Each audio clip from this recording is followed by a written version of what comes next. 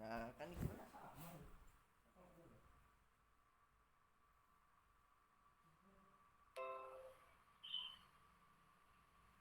Oke, sudah terlihat ya? Sudah, Bu. Maksudnya oh, oke. Okay. Ya, sudah law. Faraday's law of induction. Jadi hukum Faraday mengenai induksi. Tapi sebenarnya kita biasanya seringkali hanya menyebutkan hukum Faraday saja. Hukum Faraday gitu.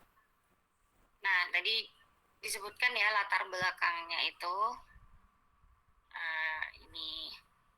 Jadi kita sudah mendapatkan dari pembahasan-pembahasan dari elektrostatika, bahas listrik dulu sebelum OTS, sampai yang kemarin, sampai kita ke vektor potensial, itu sebenarnya kita sudah mendapatkan beberapa hasil penting mengenai sumber medan vektor ya. Jadi ada 4 persamaan diferensial sumber untuk medan vektor. Ada divergensi E sama dengan rho per epsilon 0, kemudian rotasi E sama dengan 0, divergensi B sama dengan 0, yang menandakan tidak ada monopol magnet, kemudian rotasi B sama dengan mu 0 J. Nah, ada 4 persamaan ini yang ada E dan ada medan B. Nah, dan ditambah dengan persamaan kontinuitas, itu ada divergensi J plus partial rho per partial T sama dengan 0, kemudian F sama dengan ini gaya elektromagnetik total, F sama dengan Q E plus V cross B ya. Dari persamaan-persamaan tersebut kita tampak sekali ada perbedaan atau nggak ada hubungan antara E dan B ya. Kan E itu kayak ada persamaan sendiri, B juga ada persamaannya sendiri, sehingga kayak nggak ada hubungannya gitu, nggak ada yang menyatukan kayak gitu, nggak ada yang mempersatukan E dan B dalam satu persamaan. Nah, kemudian si Faraday kemudian curiga gitu ya, curiga tadi disebutkan penasaran, curiga, jangan-jangan E dan B itu ada hubungannya, mereka itu saling terkait, jangan-jangan gitu ya. Maka kemudian dia melakukan beberapa eksperimen untuk membuktikannya dan berhasil gitu ya, berhasil membuktikan prediksinya bahwa E dan B itu memang saling berhubungan, tapi yang sudah dia berhasil lakukan itu hanya pada kondisi yang non statik. Nah ini kita anggap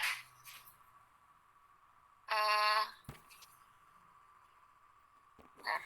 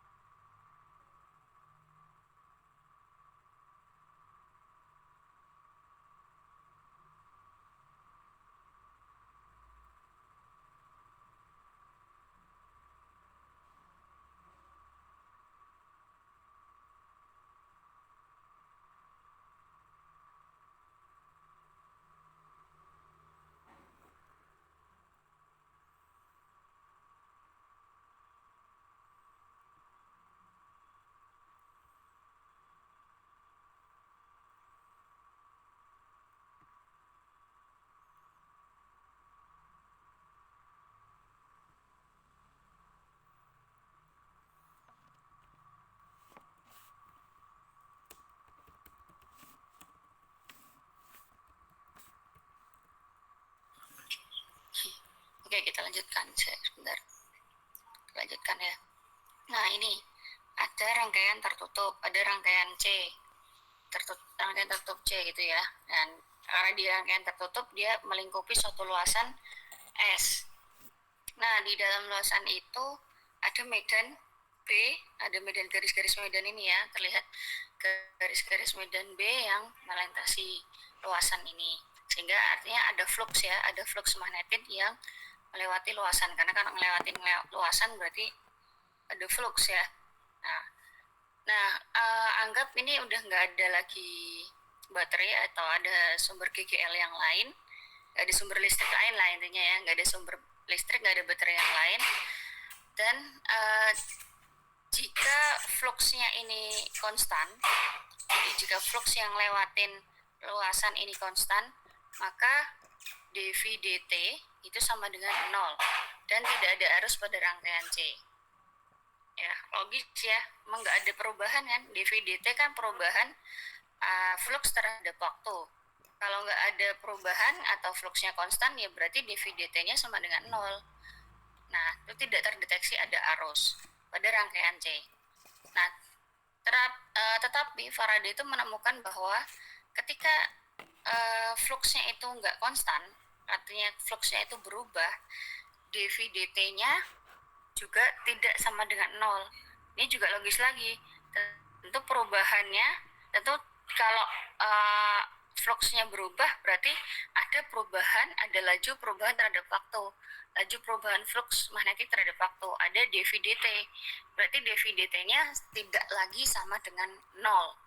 Dan ternyata ada arus yang ada di rangkaian C.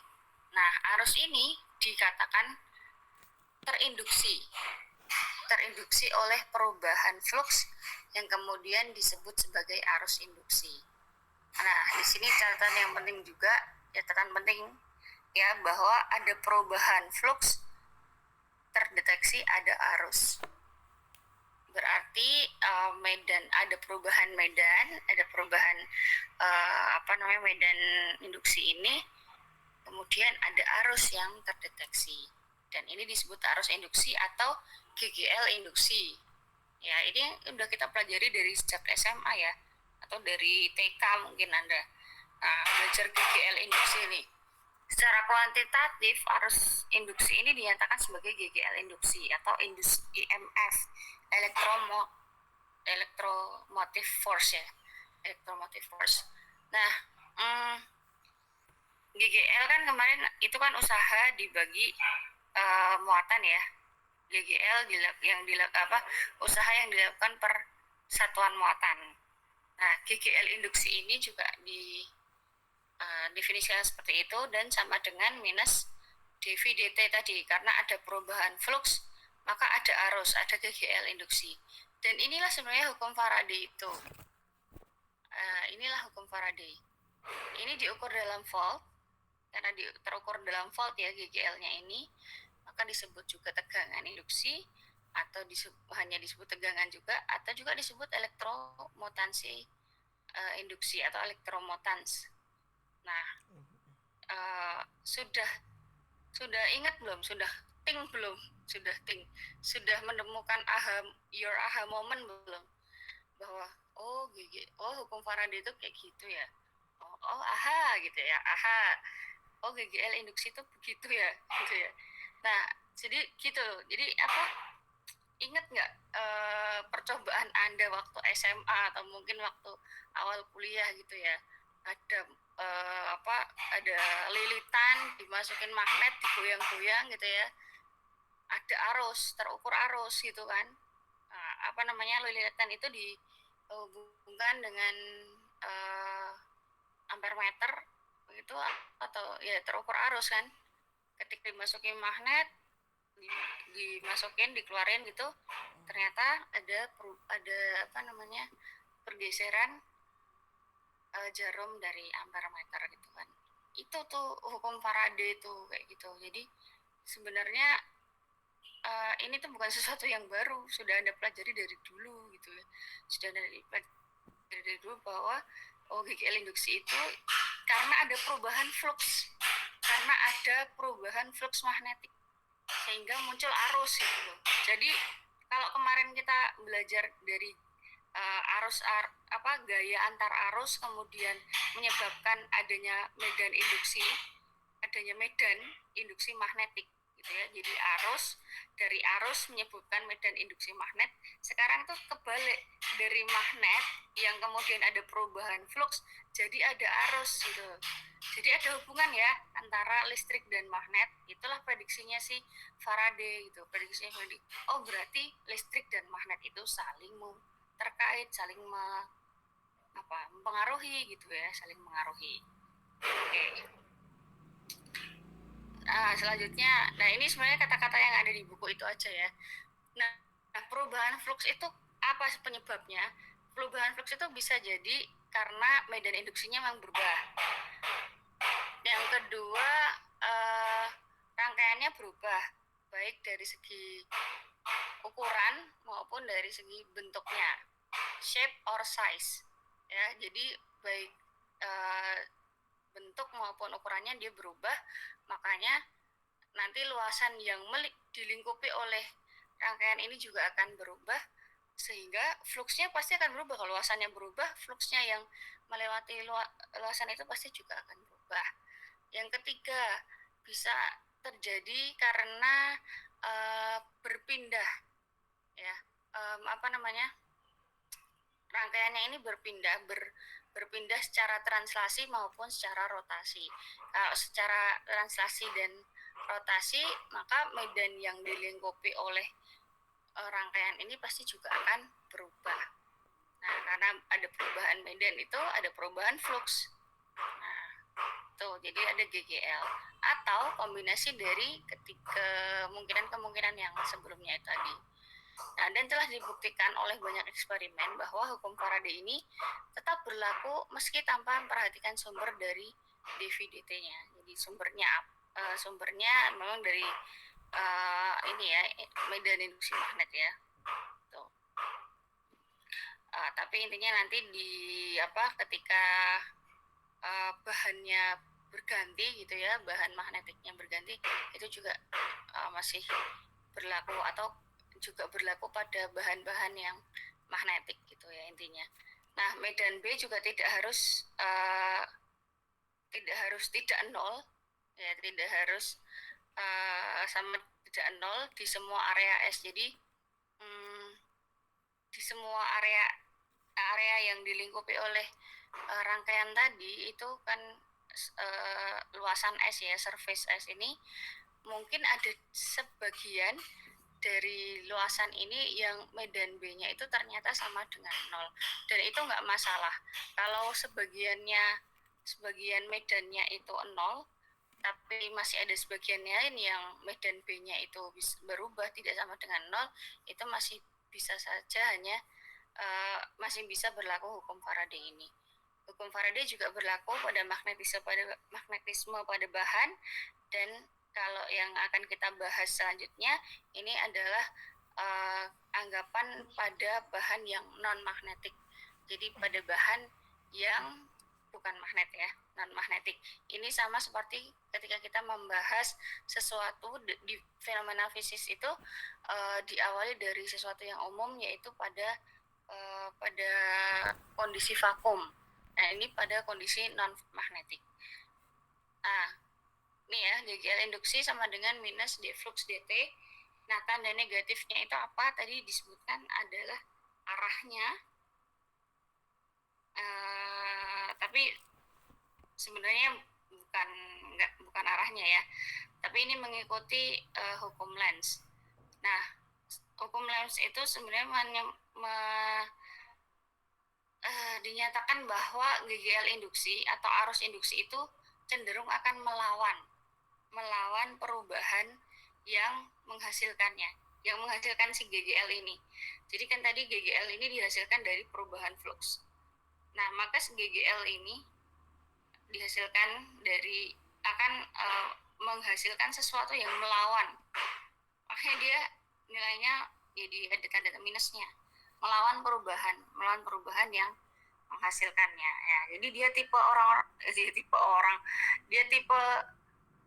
yang ada di zona nyaman gitu ya, yang nggak mau berubah itu si GGL induksi ini, dia lawan perubahan. Nah, artinya yang penting itu bukan nilai absolutnya dari V-nya, fluxnya, dan juga bukan tandanya yang negatif ini, tapi sebenarnya yang kita ambil poin pentingnya itu adalah bagaimana sih dia berubah, bagaimana sih perubahannya, dan bagaimana dia bisa menghasilkan GGL, terus GGL itu tuh bagaimana melawannya gitu ya, melawan perubahannya kayak gitu, bagaimana ia berubah. Nah, ini Contohnya ada ini ya, kayak rangkaian gitu ya, kayak ada rangkaian kawat penghantar kotak begitu. Nah, awalnya kita menganggap ada mungkin arus gitu ya ke arah yang C itu ya, ke arah satu yang panahnya satu, C itu ke arah sana, ke atas gitu. Nah, kemudian ada medan B yang dia semakin meningkat. Medan B-nya itu semakin banyak, semakin meningkat. Nah, karena ada perubahan ya, karena semakin meningkat kan ada perubahan flux. Nah, perubahan fluxnya ini dV/dt-nya kita anggap positif karena B-nya semakin meningkat. dV/dt-nya positif, maka GGL induksinya akan negatif. Artinya GGL induksi ini akan melawan gitu ya. Negatif berarti dia akan berlawan arah dari arah awal arus yang kita tentukan ini gitu. Jadi dia akan melawan. Nah, arahnya ke sana. Nah, dengan dia arah GGL induksi ini yang melawan arah seperti ini kalau kita terapkan aturan tangan kanan, ya jempol arus dan empat jari yang lain tuh medan B-nya. Nah, itu dia akan menghasilkan medan atau flux yang kemudian ini sesuai kaidah tangan kanan, yang kemudian tuh masuk ke arahnya tuh masuk ke sini ya, masuk ke bidang ini, ke kawat ini. Masuk artinya dia melawan B yang semakin meningkat. Jadi dia berusaha melawannya itu dengan menghasilkan medan yang berusaha mengurangi medan awalnya tadi gitu. Nah, melawan arah arus yang awalnya kita pilih ditunjukkan dengan anak panah ganda ini.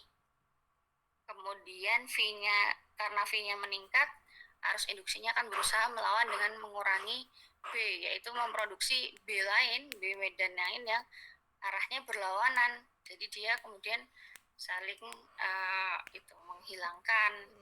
Jadi berusaha untuk mengurangin. Nah, B yang dihasilkan oleh arus induksi ini arahnya sesuai dengan kaidah tangan kanan. Nah, sekarang anggap B itu sekarang yang berkurang ya. Nah, sekarang kita masih punya rangkaian yang sama, arahnya awalnya juga sama, nih C-nya ke sana ya. Kemudian B-nya juga ke atas, tapi dia berkurang. B-nya itu semakin berkurang. Nah, karena dia semakin berkurang, maka dV/dt-nya kan negatif. dV/dt-nya negatif, maka GGL induksinya positif. Jadi arahnya ke sana, sama. Jadi arahnya sama ke sana, dan dia memproduksi medan B yang arahnya keluar dari bidang ini, keluar.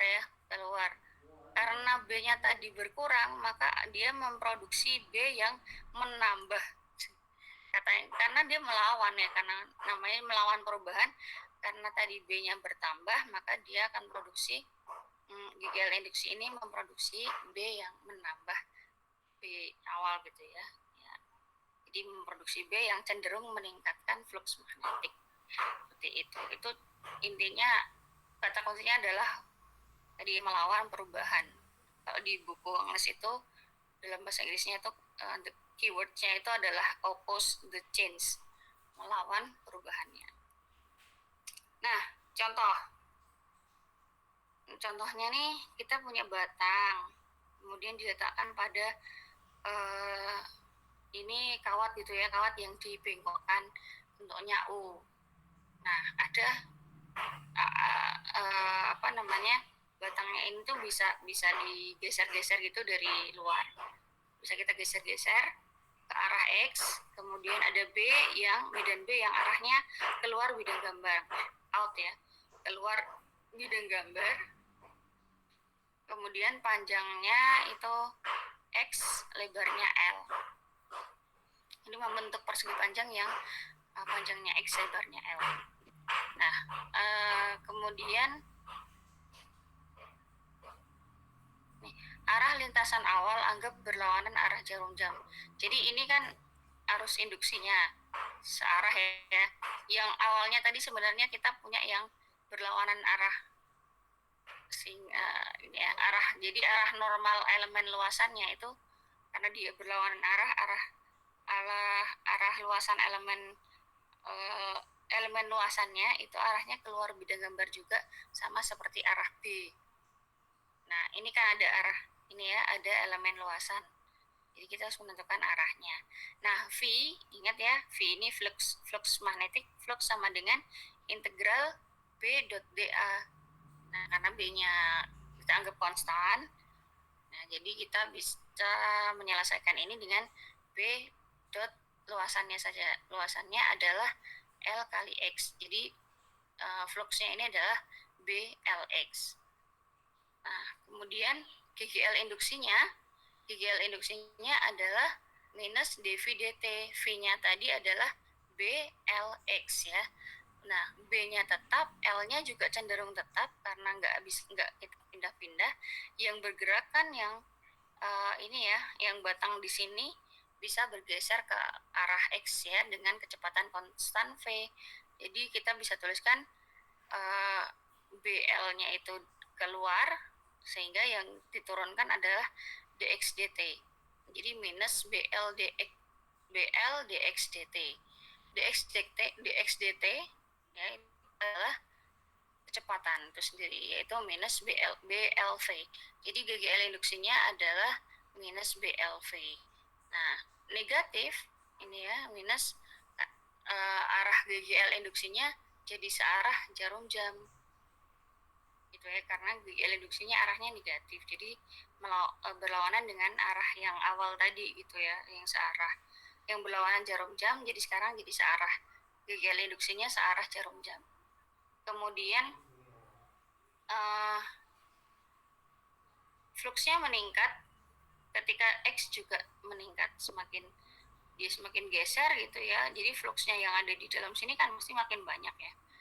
Sehingga GGL induksi berusaha mengurangi flux dengan menghasilkan garis medan B yang melawan, yaitu yang arahnya masuk bidang gambar. Karena tadi awalnya B-nya itu keluar bidang gambar, sekarang GGL induksinya ke sana, diproduksi B yang masuk bidang gambar untuk berusaha melawan B yang awal ini, mengurangi B yang awalnya.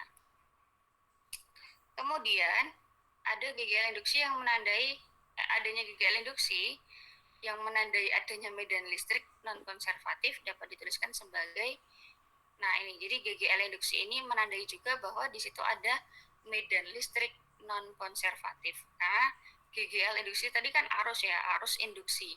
Berarti ada medan listrik induksi.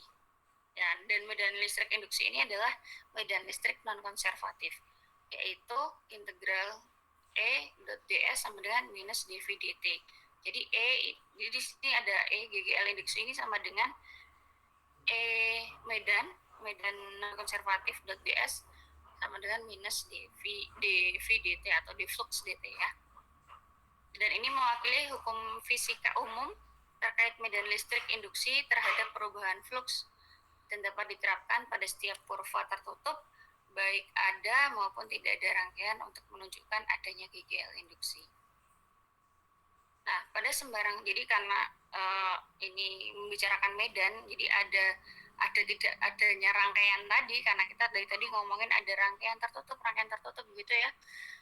Nah, sekarang kita juga bisa ini persamaan ini bisa menunjukkan bahwa tidak ada rangkaian seperti itu pun kalau ada medan non konservatif, ada GGL induksi, bisa seperti itu. Nah, pada sembarang titik di ruang, ada sembarang ya, total medan listrik dapat kita peroleh dengan menjumlahkan yang medan konservatif dan medan non konservatif. Nah ini integral E dot ds itu sama dengan integral EC yang konservatif dot ds plus E induksi atau E non konservatif dot ds. Nah, pada medan konservatif EC dot ds itu sama dengan 0. Sehingga yang di sini ini kan 0 ya.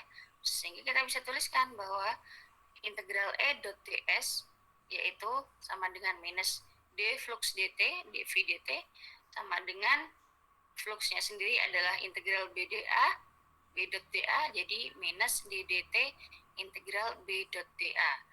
Dan ini adalah hukum Faraday yang dinyatakan dalam medan vektor. Hukum Faraday yang dinyatakan dalam medan vektor. Kita nggak pakai GGL induksi lagi, tapi dinyatakan dalam E dan B. Nah, kita sudah hampir sampai pada poin yang sangat penting lagi nanti ya. Ini ya, bisa dari sini ya. Nah, tapi kemudian pembahasan dari hukum Faraday ini tuh banyak sekali kemungkinan perubahan fluxnya ya. Maka pembahasannya tuh dibagi menjadi 2 tema besar, yaitu tema pada medium stasioner. Medium stasioner tuh medium yang tidak bergerak dan medium yang bergerak gitu. Moving media yang diam dan media yang moving, bergerak. Sekarang kita ke yang stasioner dulu. Nah, kalau tidak bergerak mediumnya, tadi sudah disebutkan bahwa berarti C itu, rangkaian C, kurva C, itu tidak bisa serta-merta secara instan, secara cepat, tiba-tiba berubah gitu ya. Apa sih kata-kata lagi apa? Nggak bisa C itu tiba-tiba karena mediumnya konstan, ya diam gitu ya, tidak mengalir, tidak bergerak, diam mediumnya, maka kurva C ini dia akan tidak akan berubah bentuk dan ukurannya secara tiba-tiba, secara instan. Jadi yang berubah apa? Yang berubah kemungkinannya hanya B-nya, medan B-nya atau fluxnya gitu ya. Perubahan B-nya itu akan bisa berubah terhadap waktu, sehingga B-nya itu bisa fungsi posisi, bisa fungsi waktu, B fungsi R atau fungsi T. Nah, sehingga yang tadi integral E dot ds itu sama dengan ini pakai teorema Stokes ya, sembarang vektor dot ds itu bisa jadi sama dengan integral pada suatu luasan rotasi dari vektor tersebut dot dA. Vektornya ini sekarang medan E, jadi kita sebutkan integral C E dot ds sama dengan integral S rotasi E dot dA sama dengan tadi kan D minus dV dt ya. Nah, minus D dt, V-nya itu adalah integral B dot dA. Nah, D dt-nya itu mau kita masukkan ke integral jadi parsial. Jadi integral minus integral S parsial B per parsial T dot dA. Sehingga karena mana nih, ini kan sama ya, ini sama-sama diintegralkan terhadap S, ini juga diintegralkan terhadap suatu luasan S, ini terhadap dA, ini juga terhadap dA.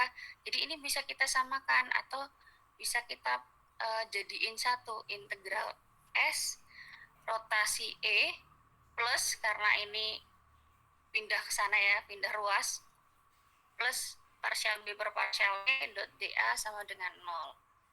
Di sini ya. Nah, jadi integral rotasi E plus parsial B per parsial T dot dA sama dengan 0. Dan ini berlaku, nah, karena E dot ds sama dengan ini ya, minus D dt integral B dot dA dan integral rotasi E plus parsial B per parsial T dot dA itu sama dengan 0. Ini berlaku pada sembarang titik, pada sembarang tempat di lintasan integrasi pada luasan S ini, termasuk yang infinitesimal, termasuk yang bagian yang paling kecil sekalipun ini berlaku, maka kita bisa tuliskan saja integrannya ini sama dengan 0 dimanapun, dan kita bisa ambil integrannya saja, itu juga sama dengan 0 integrannya nih. Jadi rotasi E plus parsial B per parsial T ini sama dengan 0, sehingga kita peroleh rotasi E sama dengan minus parsial B per parsial T. Dan inilah poin penting yang harus Anda dapatkan. Hukum Faraday dalam bentuk diferensial pada medium stasioner. Dan ini juga hubungan listrik dan magnet dalam terminologi atau dalam term medan vektor. Nah, sudah ngeh belum? Sudah ngeh lagi belum? ada ada medan E dan medan B dalam satu persamaan. Oh, jadi benar nih prediksinya Faraday tadi, ada hubungan antara E dan B. Jadi mereka bukan sesuatu entitas yang terpisah lagi sekarang, bukan hanya elektrostatik, elektrostatik dan magnetostatik, bukan hanya listrik dan magnet. Sekarang udah jadi elektromagnet. Udah apa namanya? Kau dan aku sudah menjadi satu gitu loh, ya kira-kira gitulah ya. E dan B itu udah jadi elektromagnetik gitu. Jadi sudah ada persamaan yang mendeskripsikan sifat keduanya dalam satu persamaan. Ya, begitulah. Itu ya poinnya, harusnya itu didapatkan ketika Anda mempelajari atau ketika Anda meresum tadi ya. Ada, dan itu jalannya tuh dari sana memang jalannya cukup terjal untuk memperoleh ini gitu ya, harus mempelajari ini persamaan-persamaan dan dengan cacing-cacing itu. Tapi nggak apa-apa ya. Ini ya, jadi rotasi E sama dengan minus partial B per partial T. Sudah ketemu ya. Jadi untuk yang medan non stasioner itu hukum Faraday yang menggambarkan elektromagnetika. Nah, sekarang karena divergensi B ini sama dengan 0 dan B itu adalah rotasi dari A, vektor potensial, maka bisa kita tuliskan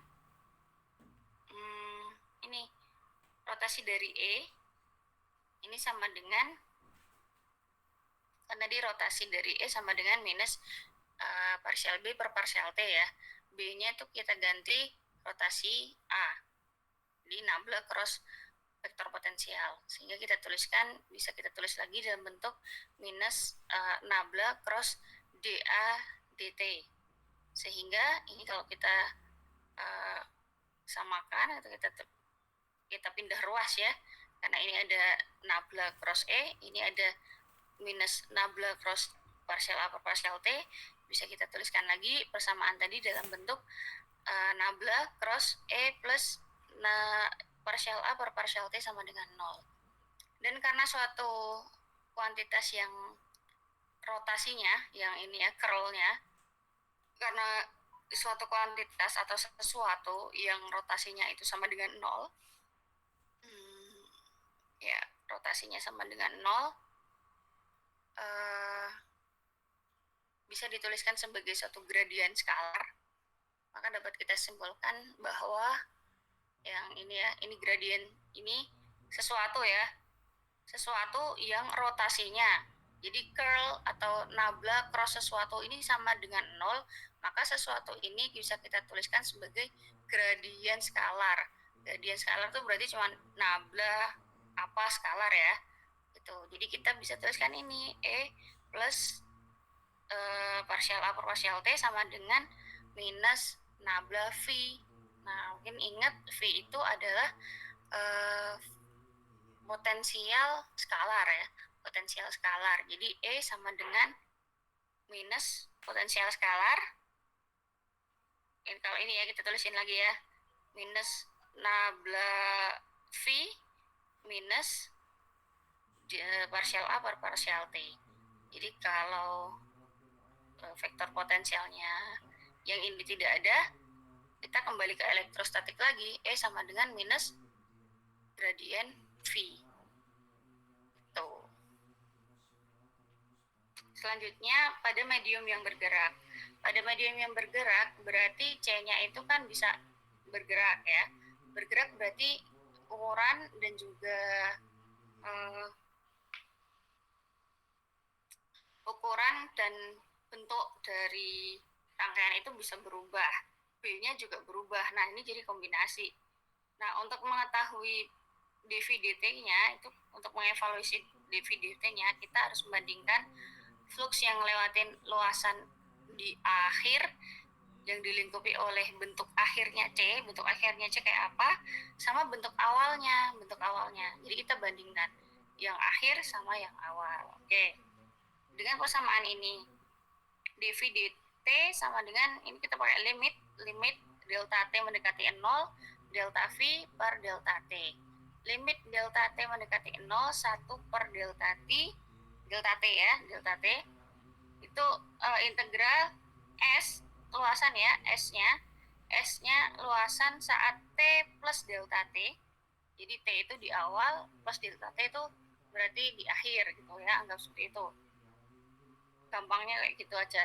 Ya, S T plus delta T, kemudian B ketika BT plus delta T dot dA saat T plus delta T dikurangi B saat luasan T di awal ya, BT dot dA saat T. Gitu persamaan ini, memahaminya. Nah, gambarnya ini juga mungkin sudah banyak Anda kutip juga di resume Anda. Jadi inilah yang awal tuh. Ini adalah luasan saat T, ini adalah dA saat T. Jadi ini elemen luasan saat T. Kemudian di sini ada apa namanya? Apa ya istilahnya, jalannya atau tracknya dia berpindah, C itu berpindah, moving gitu ya, kayak silinder gitu. Nah, maka ini disebut SS. Kemudian ini disebut DA pada saat S, dan di ini adalah ketika dia bergerak pada kecepatan V pada saat delta T. Nah, sampai di sini delta T plus delta T. Ini adalah luasan saat S T plus delta T. Ini elemen luasan saat T plus delta T. Ya, inilah kurva C saat T plus delta T. Jadi dA-nya itu adalah ds dikalikan atau ds cross V kecepatan tadi dikali V delta T. Ini dA-nya, luasannya yang di length, DAS-nya ya, DAS. Jadi ketika dia berpindah di perjalanannya itu loh.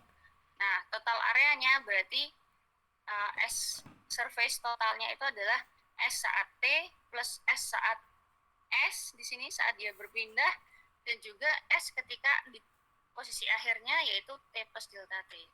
Dan total area yang melingkupi volume di mana total area yang melingkupi volume di mana total fluxnya sama dengan 0. Dengan menerapkan ini integral B dot dA sama dengan 0 diperoleh integral B saat T plus delta T dot dA sama dengan 0, sama dengan integral minus integral B T plus delta T dot DAT plus B T plus delta T dot DAS. Jadi DAT DAS plus integral B T dot delta T saat dot dA T plus delta T gitu. Jadi untuk B T plus delta T dot dA itu sendiri adalah totalnya kayak gini. Menuliskannya ada 3, yaitu pada saat awal, saat di perjalanan, dan di saat akhir. Dan itu sama dengan 0. Nah, ketika kita gunakan limit delta T sama dengan 0, nah B-nya bisa kita ekspansi menjadi deret. Jadi deretnya itu B T plus delta T, jadi BT plus partial B per partial T delta T plus seterusnya titik-titik. Nanti di sini semakin tinggi order atau pangkatnya dari delta T. Ada delta T kuadrat, delta T pangkat 3, dan seterusnya. Nah, ini deret, jadi deret ya. Nah, kita ambil suku pertama dari delta T. Nah, suku pertamanya ini. B integral ST plus delta T, BT plus delta T, dot DA plus delta T minus BST, BT dot DAT tadi ya di awal. Jadi ini posisi akhir dikurangi posisi awal. Nah, itu sama dengan delta T integral ini yang tadi di ekspansi ke deret tadi. Nah, ekspansi ke deretnya ini ya BT partial B per partial T DAT plus integral BT cross VT dot DS plus masih ada terus ya, karena dia diinspeksi ke deret tadi, term of the order of delta T kuadrat ya. Jadi tadi termnya ini delta T, nah ini delta T ya, B partial B per partial partial T. Kemudian habis itu nanti ada term delta T kuadrat. Nah, karena kita menerapkan delta T-nya mendekati 0, maka suku yang lebih tinggi yang delta T kuadrat itu akan menghilang, akan tereliminasi, vanish, kalau dalam bahasa Inggrisnya itu vanish, hilang, tereliminasi. Sehingga kita dapatkan dv/dt-nya tadi, ini kan kita mau mengevaluasi dv/dt pada medium bergerak.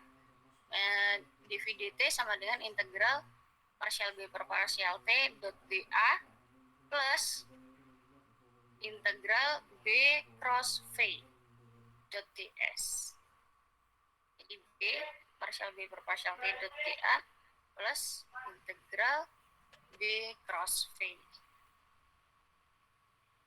Suku pertama muncul karena ada perubahan B ini ya. Yang pertama muncul karena ada perubahan B partial B per partial T. Yang kedua muncul karena ada gerakan, logis karena di sini ada B cross V, ada kecepatan.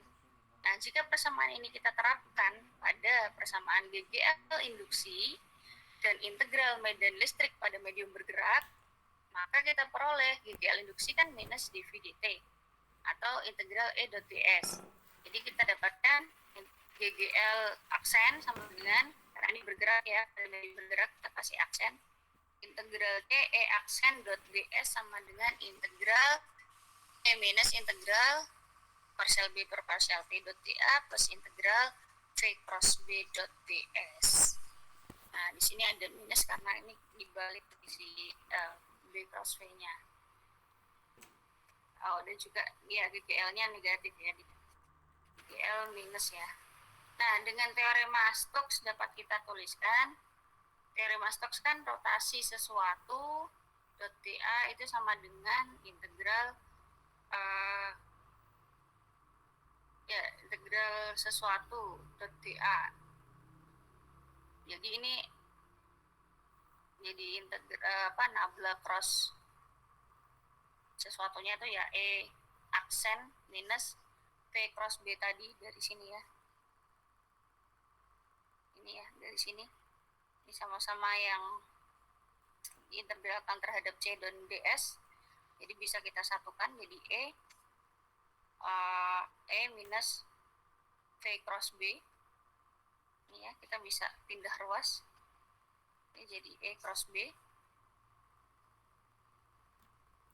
Nah, jadi kita bisa tuliskan nabla cross E aksen minus V cross B dot dA sama dengan minus integral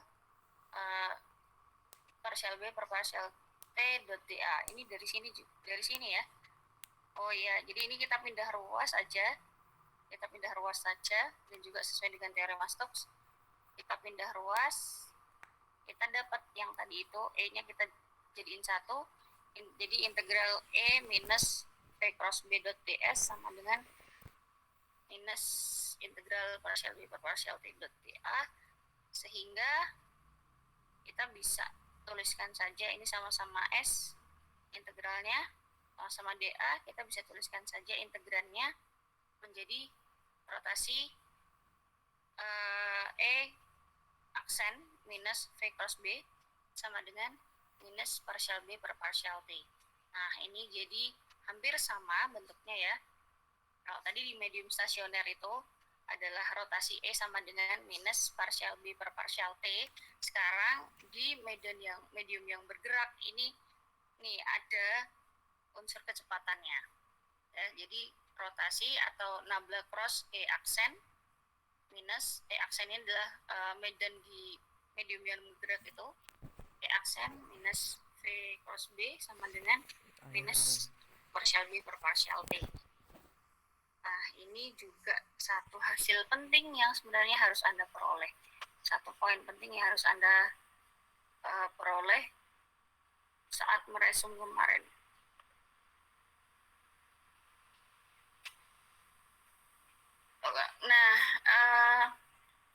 diamati pengamat yang diam, itu akan kita dapatkan gaya total elektromagnet itu adalah Q E plus V cross B.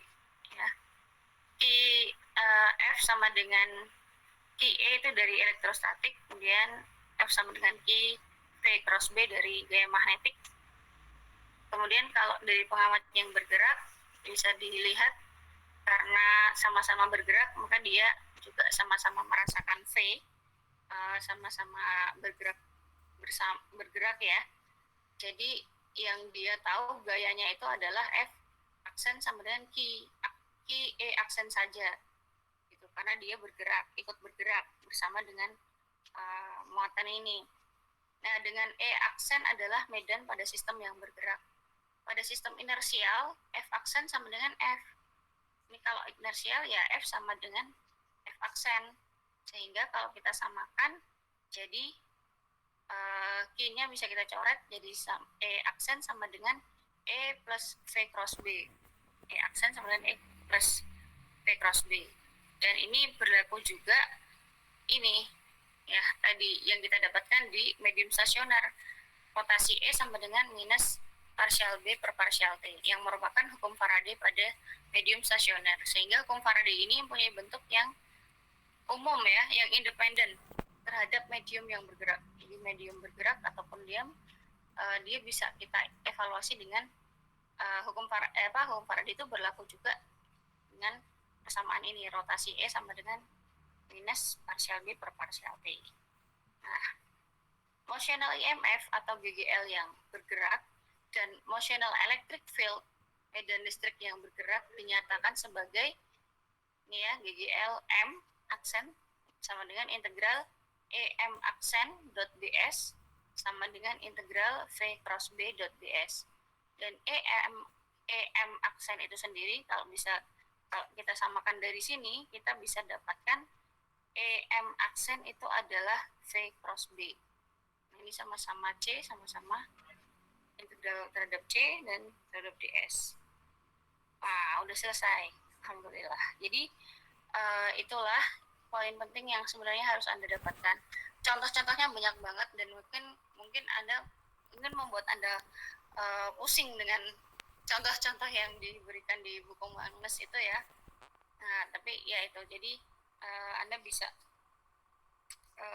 terbiasa membaca buku bahasa Inggris itu yang example bentar dulu deh bacanya gitu, yang poin-poin pentingnya dulu, poin-poin materi pentingnya dulu yang didapatkan. Example nanti kita gunakan untuk memperkuat konsep yang sudah kita peroleh. Nah, itu yang materi hukum Faraday ya sebenarnya. Nah, ini sebenarnya ngulang apa yang sudah Anda kerjakan dari membuat resume itu. Nah, semoga dengan ngulang ini nggak membuat Anda semakin puyeng, nggak membuat Anda semakin pusing, tapi semoga semakin mendapatkan pemahaman gitu ya. Nah, ini oke, sampai di sini ada yang mau disampaikan mungkin? Saya stop dulu ya, stop presenting dulu. Nah, kita sekarang feedback ya, kita diskusi lagi. Setelah ini ya, setelah Anda kemudian tadi mendengarkan, menyimak gitu apa yang saya sampaikan gitu dan juga melihat dari PPT tadi, makin pusing, makin nggak ngerti, atau makin paham? Itu aja sih sebenarnya yang pengen saya ketahui. Jadi kalau makin pusing ya gimana ya? Kalau makin paham alhamdulillah, kalau makin pusing ya maaf gitu ya. Ya maaf. Nah, oke. Makin pusing atau makin paham? Siapa yang mau mewakili ini? Ada? Agak sedikit makin bergerakkan, Bu. Gimana Mbak Rani ya? Saya mungkin makin pusing karena kita jadi mikir di persamaannya itu. Kalau waktu ngerangkum kan cuman kayak lihat terus nyalin, jadi kayaknya nggak sepusing ini. Kalau sekarang dengerin Bu Yesi terus lihat makin pusing sih, tapi kayak jadi lebih jelas lah alurnya gitu. Oke, makin pusing ya. Tapi agak nih ya, tadi katanya agak bisa dipahami alurnya ya. Ya itu sih yang penting menurut saya. Kalau dari kolom chat ini agak sedikit makin pusing, Mbak Raga, agak paham sedikit, Mbak Nurul. Mas Rosid masih belum memahami untuk bagian media bergeraknya, Bu. Oke, terus agak pusing, agak paham campur aduk, kata Mbak Nurul. Mbak Raga masih coba memahami. Mbak Sinta makin paham, alhamdulillah. Mbak Raga, oh ya. Nah itu ya. Sinta, kamu mungkin ada lagi yang lain bisa. Masya Allah. Silahkan, nggak apa-apa, di chat juga nggak apa-apa ya. Nah tadi ya intinya beginilah. Intinya saya kalau intinya tuh berarti dari resume tuh udah diperes sampai ke intinya gini ya. Intinya ada hubungan antara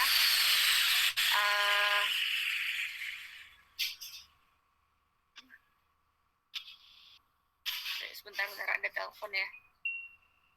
Nah, izin angkat telepon dulu.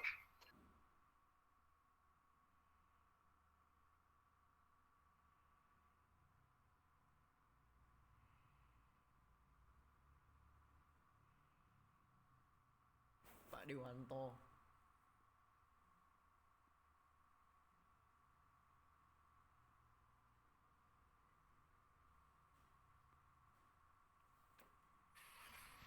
Ya, jadi ini diperas lagi ya.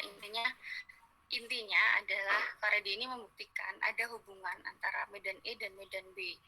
Nah, karena kita itu sebenarnya mau menuju kemana sih? Kita tuh perjalanan kita mau menuju ke hukum persamaan Maxwell. Persamaan Maxwell itu set persamaan, jadi nggak cuma satu.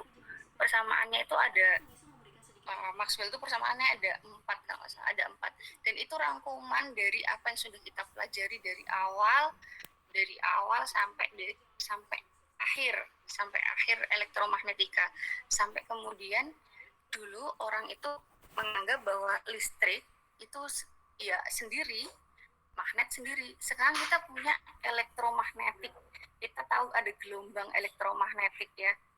Ini suatu pencapaian yang luar biasa, karena kalau nggak ada gelombang elektromagnetik, Anda nggak bisa main HP, Anda nggak bisa sekarang belajar online, sekarang nggak bisa nonton TV, nggak bisa periksa dengan ronsen. Itu semua gelombang elektromagnetik kan, spektrum gelombang elektromagnetik yang sangat luas gitu.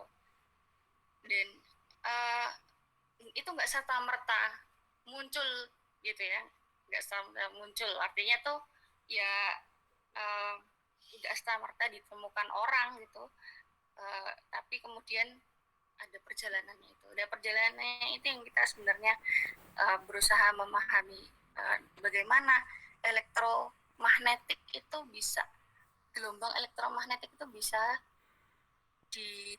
fenomenanya bisa dipelajari, bisa kemudian membawa kita pada lompatan-lompatan teknologi yang sampai saat ini. Itulah intinya begitu. Jadi yang tadi ya ada persamaan divergensi, rotasi, kemudian ada GGL induksi dan seterusnya.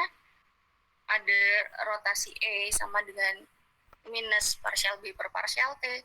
Jadi sekarang E dan B itu bisa ada dalam satu persamaan, ada hubungannya, berarti elektro dan magnetik itu bisa kita satukan jadi elektromagnetik gitu loh. Begitu intinya sih gitu, wes. Itu aja. Itu intinya. Persamaannya diresapi lagi nanti gitu ya. Contoh-contohnya dipahami lagi nanti. Dan untuk yang bagian induktasi itu juga induktansi itu bisa dipelajari lagi sebagai pengayaan ya. Saya cuma sampai ke medium yang bergerak tadi. Nah, nanti contoh-contohnya, contoh soalnya bisa dipelajarin lagi.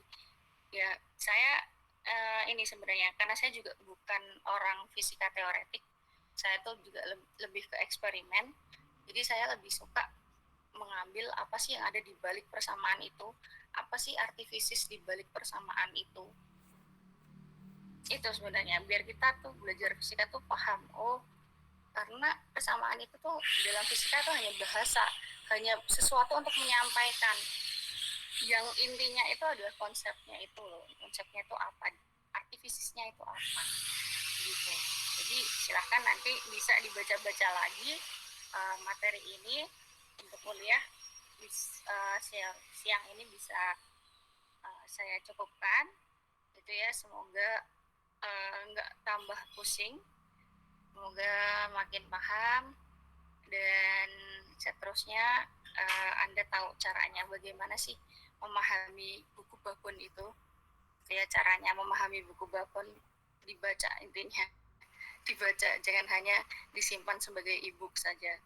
Nah itu, kemudian minggu depan insya Allah saya kalau dari buku itu akan lompat beberapa chapter, saya akan masuk ke magnetism in the presence of matter. Jadi magnetisme pada bahan. Ini ada quotes yang bagus nih dari Mas Rosin ya, pusing adalah perjalanan dalam belajar gitu ya. Ya itu Rosin 2021 gitu ya. Ya, pusing itu proses gitu. Jadi sama mungkin hampir sama seperti quotes-nya siapa ya, Imam Ghazali ya, kalau Anda tidak siap berlelah-lelah dalam belajar, dalam mempelajari buku-buku itu dengan bahasa yang bukan bahasa Anda, maka siaplah dengan pahitnya kebodohan. Ya itu ya, minggu depan kita bahas magnetisme pada bahan, terus nanti bisa karena sudah tinggal beberapa pertemuan lagi biar bisa nyampe ke persamaan Maxwell. Begitu, ada yang mau disampaikan lagi? Cukup ya. Terima kasih atas perhatiannya di cuaca yang enak untuk rebahan, tidur ya, sebenarnya enak untuk tidur. Anda juga masih semangat untuk belajar, terima kasih banyak, dan juga kemarin sudah terima kasih udah berusaha mengerjakan tugas dengan baik, terima kasih juga, dan mohon maaf kalau mungkin dalam penyampaian saya ada banyak kekurangan. Kita cukupkan, presensi sudah ada di UCW, silahkan dicek dengan ada yang terlewat, jangan ada yang alfa ya, jangan ada yang terlewat untuk presensi. Terima kasih, saya tutup. Assalamualaikum warahmatullahi wabarakatuh. Waalaikumsalam warahmatullahi wabarakatuh. Terima kasih. Waalaikumsalam warahmatullahi wabarakatuh.